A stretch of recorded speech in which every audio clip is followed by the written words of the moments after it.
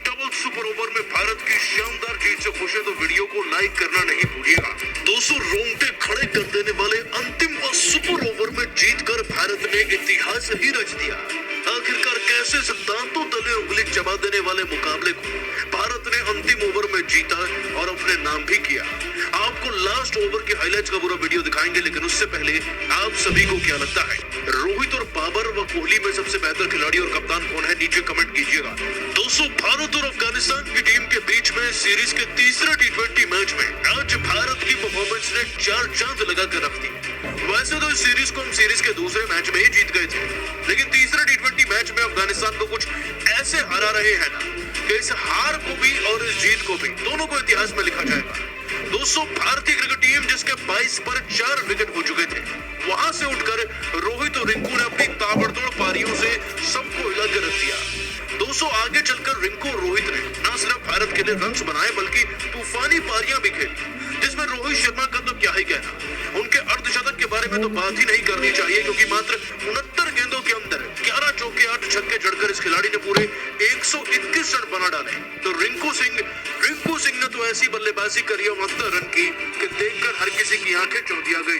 और दोस्तों, अंतिम ओवर में जाते जाते रिंकू सिंह ने सारा मजा चौगुना कर दिया अपने शानदार छक्कों के साथ।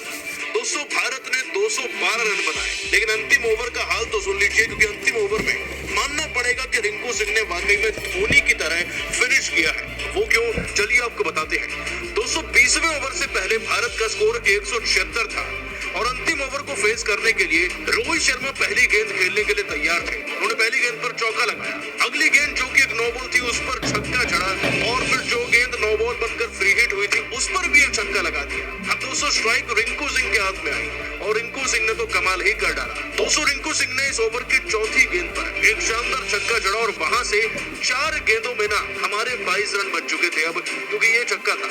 और दोस्तों, 200 रन भी भारत के पूरे हुए थे। 5वीं गेंद पर डीप मिड विकेट की तरफ से रिंकू सिंह फिर से छक्का लगाते हैं और अंतिम गेंद पर दोस्तों रिंकू सिंह एक और छक्का जड़कर भारत के पूरे 212 रन करवा देते हैं। यानी कि इस एक ओवर से भारत को मिलते हैं 36 रन। दोस्तों, मैक्सिमम एक ओवर से जायज तरीके से तो इतने ही रन बन सकते हैं और इतने ही रन रिंकू व रोहित के बल्ले से निकले। दोस्तों, मानना पड़ेगा रोहित शर्मा की ताबड़तोड़ पारी को, लेकिन रिंकू के जो अंतिम 3 गेंदों पर 3 खतरनाक छक्के थे ना, वो दिल जीत ले गए। और दोस्तों, एक रिकॉर्ड भी बन गया है। इस मैदान पर आज तक कभी अंतिम ओवर के अंतिम 3 गेंदों पर 18 रन बने ही नहीं है। रिंकू सिंह ऐसा करने वाले पहले खिलाड़ी बने हैं और अंतिम ओवर में 36 रन भी नहीं बने, तो ये पार्टनरशिप भी एक रिकॉर्ड दर्ज कर गई है। अब दोस्तों, इसे चेज करने के लिए जैसे अफगानिस्तान की टीम मैदान में उतरी ना, एक वक्त पर लगा था कि ये तो मुकाबला जीत ही नहीं सकते, लेकिन कहते हैं ना कि क्रिकेट के मैदान में वही होता है जो अक्सर सोचा नहीं जा सकता, और आज बिल्कुल वही हो गया। दोस्तों, शुरुआत अफगानिस्तान की टीम की इतनी ज्यादा धाकड़ थी कि देखकर डर लगने लगा था। पहले 5 ओवर में ही लगभग 45 से 50 रन बन चुके थे। उसके बाद लगा कि अभी तो 200 का टारगेट है, ये कैसे जीत सकते हैं। लेकिन दोस्तों, अफगानिस्तान की टीम के विकेट्स तो गिर रहे थे, परंतु रन भी बराबर से बन रहे थे।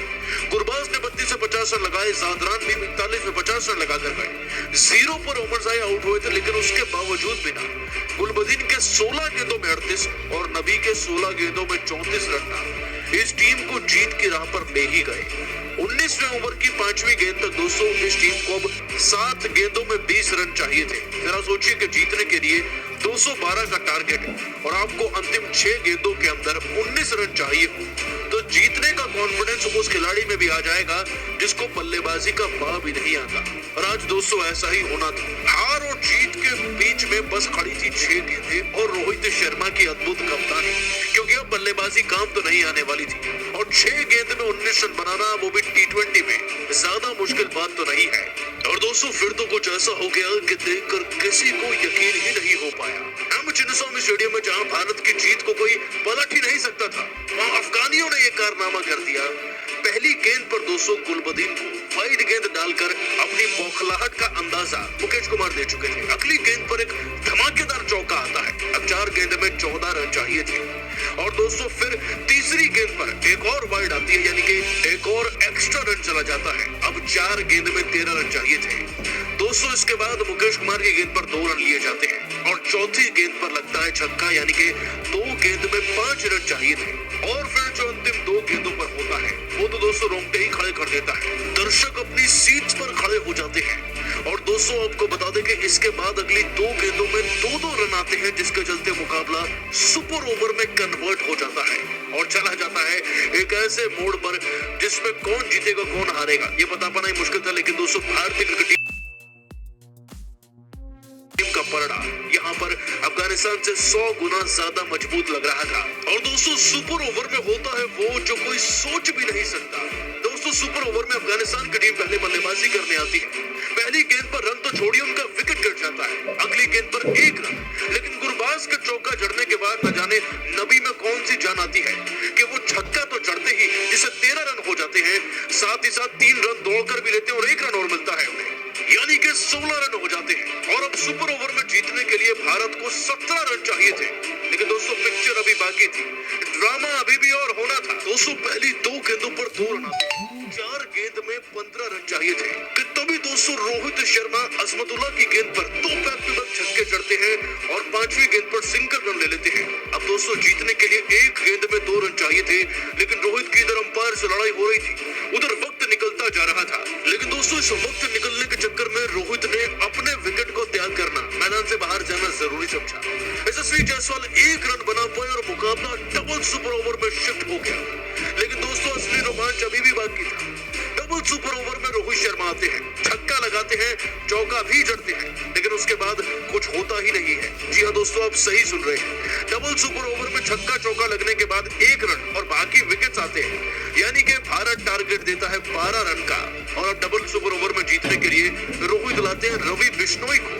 लेकिन दोस्तों रवि बिश्नोई पहली गेंद पर ही नबी का विकेट दिलाते हैं, उस खिलाड़ी का जिसने आज मैच को बनाया।